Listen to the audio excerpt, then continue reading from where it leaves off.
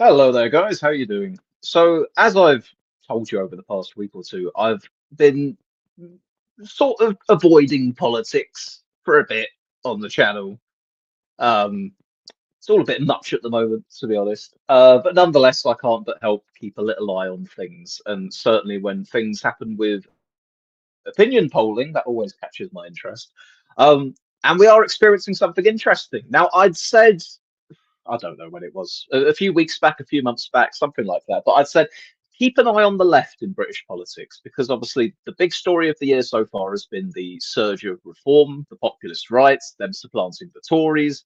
But with Zach Polanski taking over the Greens, there was certainly a buzz about that over the summer, and obviously the Corbyn, your party, insert name here, yet to fully happen. But that was going to be something as well. There was a bit of buzz about that, but I thought, yeah, I could see something happening here with one or both of these vehicles that ends up having a little bit of a boost because I think that there's sort of like a wide open goal here that Labour seems to have abandoned a lot of this traditionally sort of left wing territory, and it's just waiting for someone else to come in there and swoop up that support. Now, where I wasn't quite so sure was exactly what form that would end up taking. I didn't sort of predict specifically, oh, it will be the Greens that have a massive surge because the Corbyn project seems like it's descending into bitter infighting before it's even started. Obviously, didn't know that was going to happen, but I did expect that there would be, left-wing voters out there that would probably end up moving towards one of these alternatives. And that is indeed what seems to be happening. It's quite interesting that since Polanski became leader of the Green Party, I think first of all their membership has increased a great deal. Um, I'm not sure. I think there may be somewhere over sort of 100,000 members now, something like that. But it's beginning to put them in, quite serious contention with some of the big parties in terms of membership there. Um, but also in terms of opinion polling, I suppose I can't waste any more time here. It's time for us to jump in and screen share our favourite page of the internet, the Wikipedia poll of polls. Um, Let me bring this up here. So if you have a little look at this, have a little look at this graph here. You can see this sharp uptick for the Greens right here. Now, the thing that I always mention when we're looking at this graph is that the lines that we see are always sort of like a week or two behind, if that makes sense, because this is a graph of averages. It's sort of, the most recent polls are also being added to some of the slightly older polls, and it takes a while for these lines to gradually shift. So although the Greens are sort of here at the moment, as far as sort of the average of most of the polls I've been seeing recently, they're probably moving in on the Lib Dems at this point, to be honest. Um, and that, well, first of all, that's a big success for them. I mean, the Greens have been steadily growing for years and years at this point, but nonetheless, this is a pretty sudden surge for them that I think that we can, without a doubt, sort of link to Zach Polanski and the new. I say new direction he's taking the Greens in. In a sense, I guess they're going in a new direction, but I think a lot of it is probably to do with messaging more than policy, if that makes sense. He seems to be going with a very different tack, being much more confrontational against reform, willing to say the quiet parts out loud, such as let's tax the hell out of the rich, that sort of thing. And that seems to be, it's generating him headlines, and it seems to be congregating that sort of left-wing support towards the Greens. So looking at a few individual polls here, we'll sort of like read out the last the last few of them. So we've had a YouGov one that have come out just recently. That's got the Greens on 15%, tied with the Lib Dems. One for Focal Data, that's on 9%, which is the lower end of what we've been seeing recently. Another one here, Find Out Now, 15%. YouGov. So this is, oh, okay. So Greens are up 2 points as far as YouGov are concerned in the space of about a week. More in Common again, down on 9%. Opinion, 10%. Find Out Now, 15%. So you can see that sort of bracket we're in at the moment of sort of around between sort of 10 to 15% or 9 to 15%, if you will, as well. Josh T in the chat here says, my prediction, Greens will be the opposition in 2029 with Reform winning. Um, you know what? Not unthinkable. Not unthinkable. Well. The real big question, I suppose, is do the Greens replace Labour in the same kind of way that Reform are replacing the Tories? That's the real crux of how far the Greens make it come the next general election, isn't it? For as long as Labour are still there as a fairly large chunk of votes, then the Greens are going to struggle. If they're sort of on par with Labour again, they're not going to be producing vast amounts of seats there. But if we end up seeing a sort of a Farage and Reform style, absolute sort of populist runaway with it surge with the Greens, then that becomes a very different question indeed. So at the moment, where are we with them? Well, they're kind of, they're nipping on the heels of the Liberal Democrats. In some polls, they're ahead of the Lib Dems. In some polls, they're just behind the Lib Dems. We have one poll, and it is only one poll. Don't get too excited. But there's one poll where they've been tied with Labour, both on 15% apiece. But it is worth saying that quite a lot of the other polls at the moment still have Labour a decent bit higher than the Greens. So as much as some people may wish to get excited and cherry pick that particular one and go, oh my goodness, the Greens are tying with Labour, that's not quite the story overall right now. But certainly when you look at the upcoming challenges here, but by the way, Josh T says Greens will take a lot of Labour seats in London. Greens came second in a lot of Labour seats in London. Indeed. Yeah. And that's sort of the sort of fertile ground I'd expect they do quite well taking from Labour there. But when we look at sort of the upcoming tests, and by that I really do mean the local elections next year, sort of pinned on at this point, terrible time for Labour, terrible time for the Tories. It's going to be a good time for Reform. But I think the new secondary story to that, if you will, is that we could probably see quite a bit of success for the Greens there as well.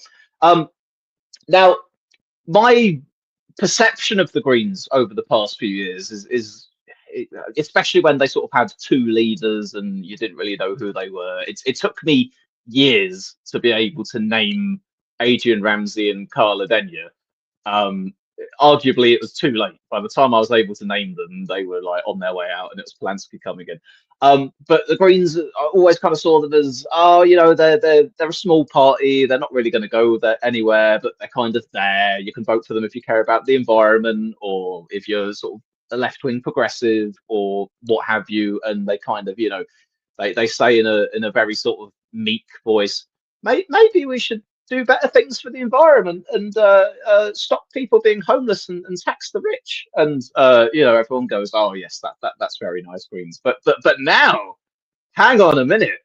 Some of these ideas are they're going to be put into the political arena to do combat all of a sudden. Because actually, if the Greens jump up a few more points from where they are right now, which is not unthinkable, they could be ahead of the Lib Dems.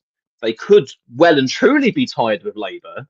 And then that becomes a really interesting existential question for the Labour Party, because you go, oh my goodness, here we are. We've been chasing Reform's tail for such a long time.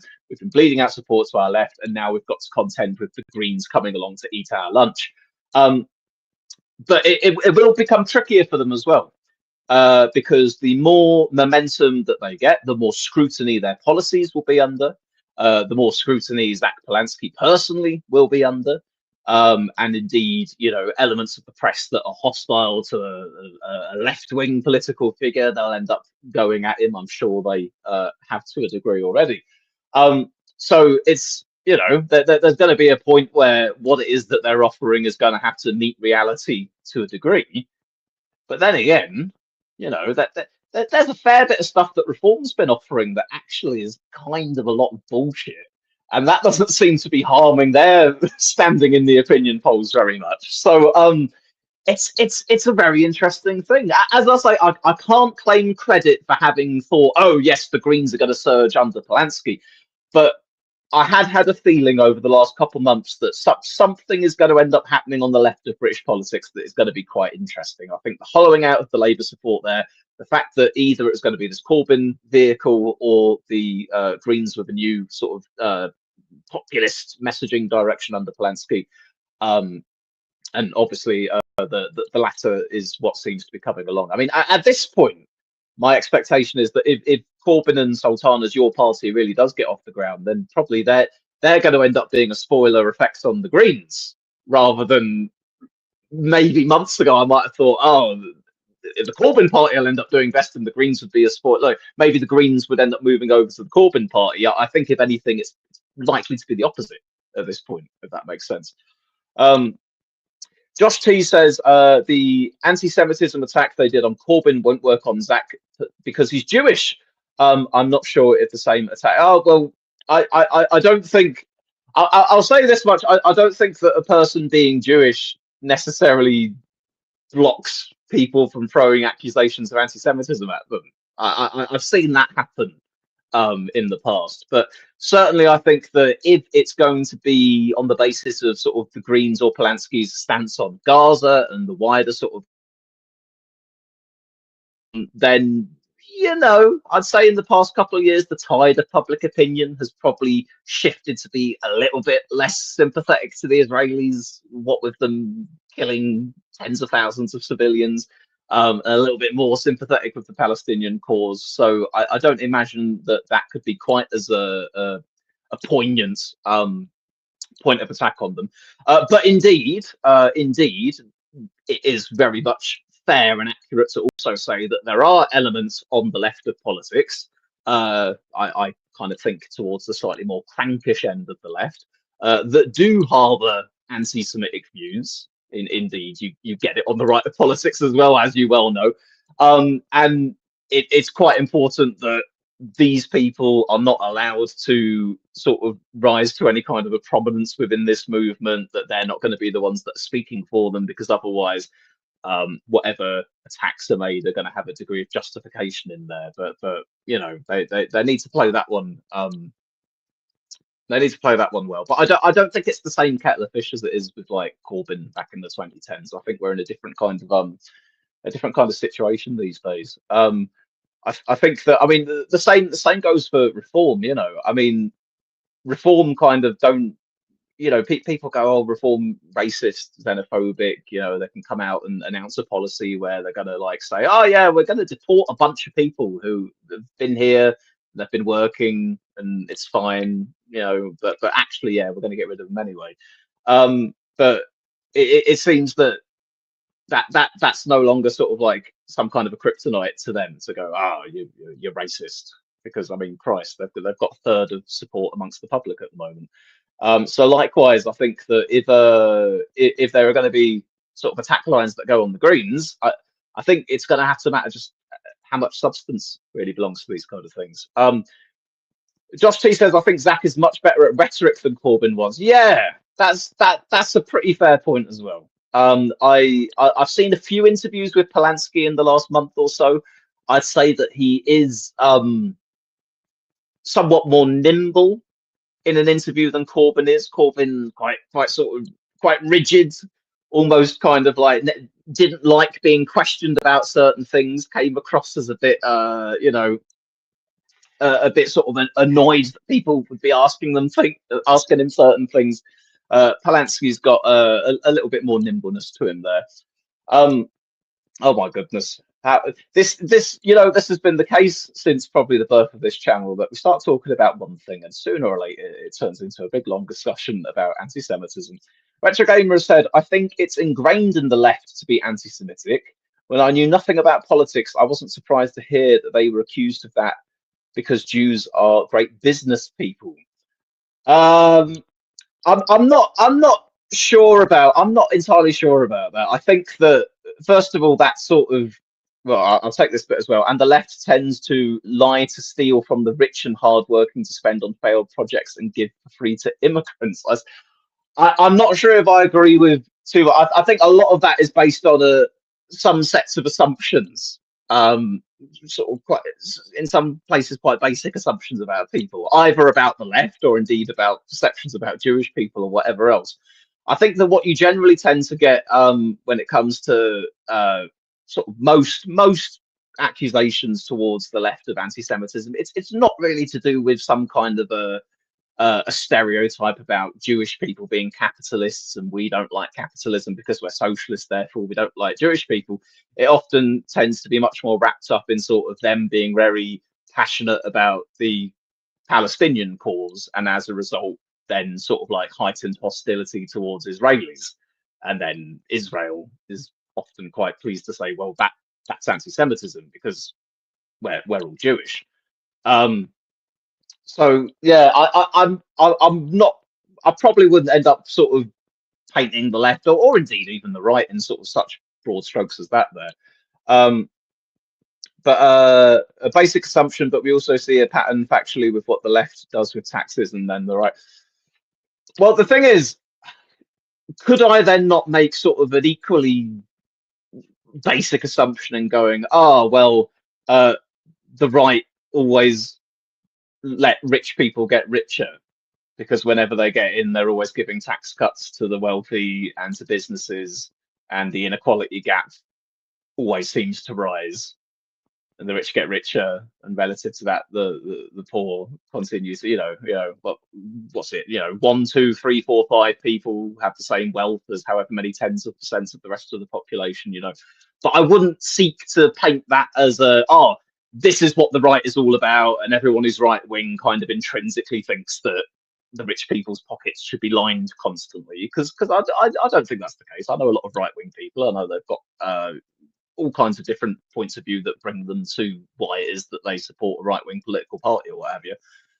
So I'd just say in that same kind of a vein, I wouldn't push that same narrative straight onto the left and go, oh yeah, the left just wants to give your taxes to immigrants. I think that's an equally sort of very basic assumption there, if that makes sense. Retro Gamer says, I agree, but the rich getting richer produces more taxable income. Indeed, if we were to tax the rich a little bit more than we currently are, then there'd be even more taxable income. But anyway, I'm getting off topic here, folks. I wanted to talk about the Greens and Zach Polanski. My point being, it's interesting to see what's happening there. And I think that Labour are probably already concerned about how far this surge could end up going for them. The big sort of electoral test is likely to be the local elections next year. I say this because it's the Green. Well, actually, it's the Green Party of England and Wales, isn't it? So obviously, what with the Welsh elections also, we'll end up seeing how the Greens end up doing there. But certainly the English sort of local council elections, those will be interesting to see how the Greens end up performing relative to Reform. Josh T says, Swiss, have you seen the membership figures of all the parties? Who do you think are the top 3? Oh, that's an interesting one. Okay. I've not sort of formally seen them all listed out in front of me. So I don't have sort of all the numbers to hand, but if I had to make some assumptions here, probably Reform have got the most members. I could see that being the case. They've got a lot of momentum behind them. They're riding very high in the polls at the moment. There was a lot of fanfare about their growing membership over the later part of last year. So I'm inclined to say off the top of my head, probably Reform have got the most members. I think that the Greens have probably, overtaken the Lib Dems at this point. I think I remember hearing that. I don't really know how many. I feel like Labour's got more members than Tories do.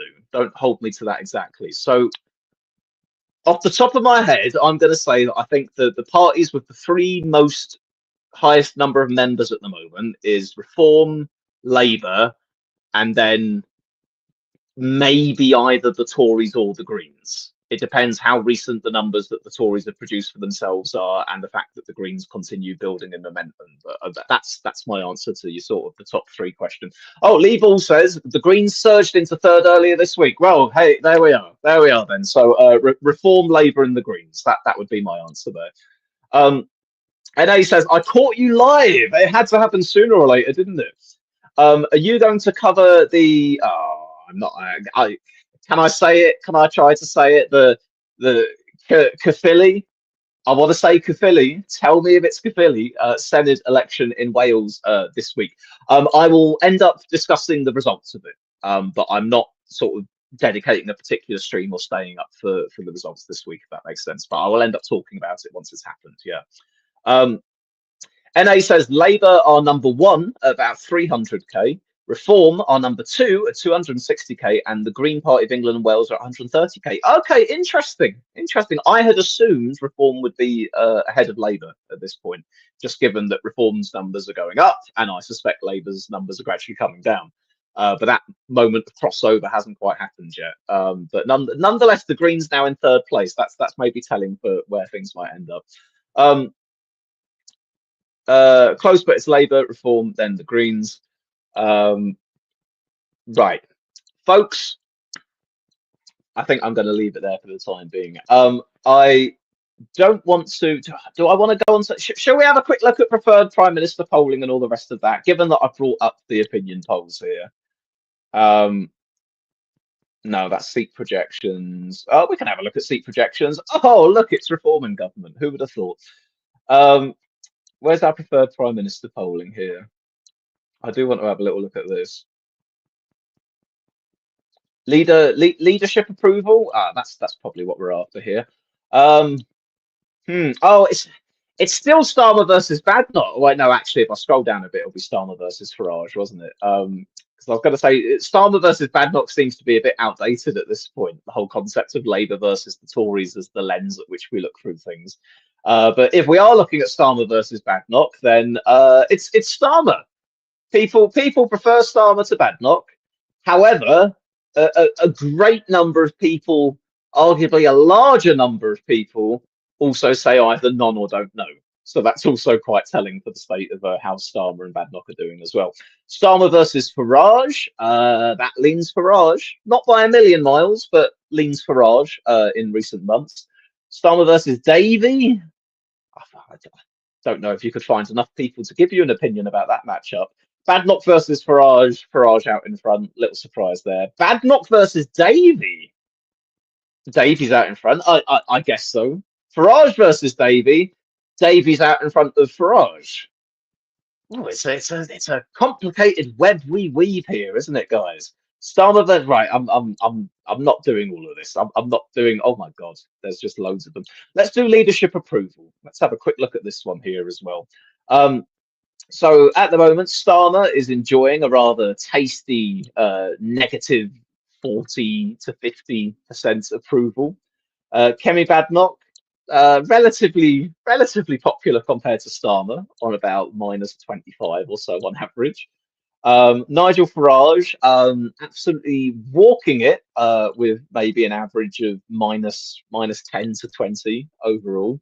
Ed Davey, arguably the most popular of the bunch, only with minus single digits.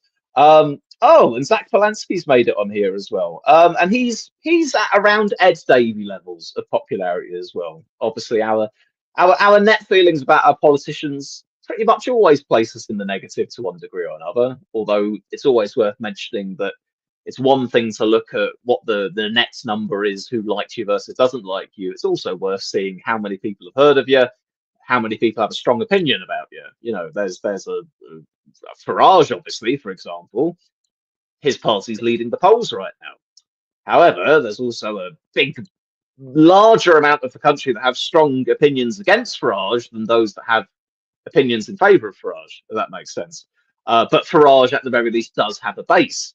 That's the problem. That's something that Keir Starmer can't experience. There's a lot of people who are against Keir Starmer, not only because he's the Prime Minister, but also if you're part of an opposing party, probably you're not going to be that big on him either. Also, he's a bit shit, that's worth saying. But Starmer doesn't really have any base. He's not based. He has no base. You know, there's not really a core out there of like impassioned Starmerites that come out. Well, I mean, maybe on Twitter, but I'm not on Twitter much these days. But you know, there's not really a base out there for Starmer in the same way that there is for Farage, is there? Right. Let me close that for a minute. We need to update it to Farage versus Polanski as the main one. Give it a couple of years. Give it a couple of years, we might get there. NA says, I think Davey will be replaced next year. Well, Davey, I've heard sort of on the one hand people kind of crediting him and going, hey, look, you know, his stunts are a bit cringe, but at the same time, you can't deny that he's delivered sort of a good number of seats for the Lib Dems. He's obviously doing something right in some capacity. But then again, as is being said in the chat here, the Lib Dem membership is down, and also in terms of sort of where they're at in the polls, they're not really going anywhere. You know, this would be a pretty prime opportunity. You know, Labour down a bunch, Tories down a bunch, all that kind of thing. Lib Dems haven't really benefited there. It's not as if they come up through the middle and everyone's gone, oh my goodness, it's time to vote for the Lib Dems. It's just not happened. It's like people are looking for alternatives outside of the Lib Dems as the alternative. If that makes sense. One of you has asked me about Badnock, and he says, when will Badnock go? January, or can she survive until the locals? I think she's got the locals. I think she's got the locals. Yeah, because I think as well, whatever kind of triggering situation sets off an attempt to get rid of her, it will probably have to be in the wake of, you know, some disastrous response to something that's happening in current events or some really bad electoral results. And in all likelihood, you know, we see those elections coming up next year kind of penciled in, and it's like, yeah, if if I were a Tory MP planning to try and oust Kemi Badnock, I'd probably be keeping my powder dry until after the local elections, because that would be the best opportunity to kind of rally other people to your cause and say, look at this, we're going absolutely nowhere. She's had her chance. We gave her over a year. Let's get in generic or cleverly. You know, one of them. Give them a crack at it. What else have we got here? Always enjoy your variegated pronunciations, Swiss, or pronunciations, if you will. Shockwave says Ed Davey is just a meh leader. Mid-teens was their average since the 70s. It's just because the Tories did so badly, the Lib Dems won by default. Davey maxed out the part. Yeah, there's arguably an element to that. It's a little bit like Labour getting their big stonking majority of the election last year. You know, a good deal of that was to do with the country voting to get rid of the Tories when and wherever possible. And obviously, if you're a party that isn't the Tories, you're likely to benefit from that. Yeah. Josh T says Lib Dems are hoping to get into coalition with Labour next election. Well, I mean, to be honest, if I had to give you like if I had to give you sort of my hopes come the next general election, I'd probably want like the traffic light coalition, as it's known, red, amber, and green. I'd rather see Labour, the Lib Dems, and the Greens all in government together than see Labour continuing to be in government by themselves, or indeed the Greens in government by themselves. As much as I'm jazzed up by some of the things Polanski has to say, I do think some of it's also a little bit pie in the sky, but I feel that the Greens would probably be able to drag the centre of gravity of that big old coalition a little bit more to my liking without going too far. But I'd take something like that over, obviously, a change of government towards reform, as you can imagine. And actually, considering the way things are looking at the moment, probably the most likely way that there's going to be any non-reform government in a few years' time is some kind of a bunch of stuff being clobbed together with all of the left of centre parties. That's probably the only snowball's chance in hell they've got at this point. So yeah, I'll take a coalition or something. The Tories have lost the plot. They think Javier Milei should be a role model for them. How's my pronunciation on that one? The Cathilly, is that one good? By-election looks like a tight two-horse race between Plaid and Reform. A traffic light coalition would almost certainly mean we finally get proportional representation in our elections. Bring it. I'm ready for it. I've been ready for it for about 15 years, but I'm especially ready for it now because I think finally the country is ready for it. I think that considering that all this time we've been in a first past the post system, which in of itself helps reinforce there being two main parties. And if you take a look at the opinion polls at the moment, it shows that apparently the voting public is not getting the memo. The whole, if you don't vote for X, then Y will get in, and if you don't vote for Y, then X will get in, doesn't seem to be working so much anymore. People are willing to go, people are willing to just go with what they want these days, it seems. So I think proportional rep would suit that and be a lot fairer.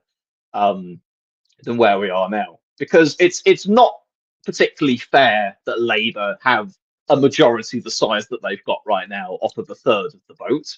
In the same way that it won't be particularly fair if Reform get a majority equally as large with a third of the vote come the next election. That's not really the way that this ought to be going. I think at this point, if these are the kinds of results that First Past the Post is producing, then I think the argument is finally coming round to a different voting system would probably be better. Anyhow, I've ended up streaming for about half an hour, so I think that's long enough for me. I wasn't even planning on going that long. It's going to be like a 10-minute look at the polls, and that was going to be that. So anyway, folks, thank you for joining me. I saw earlier one of you, possibly probably NA, had asked me when's the next Pokemon stream going to be, or it may have been Retro Gamer, one of you two. I don't have a fixed day for you yet, but as I said to you guys in the most recent Pokemon stream, I am going to try and have it at sort of a generally regular-ish time that I'll be streaming on a day that I do Pokemon. So it's any time from sort of like 5:30 until about 7. That's sort of the window for me starting a stream for one of those. So I hope that helps. At least compared to the absolute game of roulette it is to catch me doing a stream most of the rest of the time. All right then, guys, that's it for the time being. If you've enjoyed today's stream, drop it a like, and I'll catch you all later on. Ta-ta.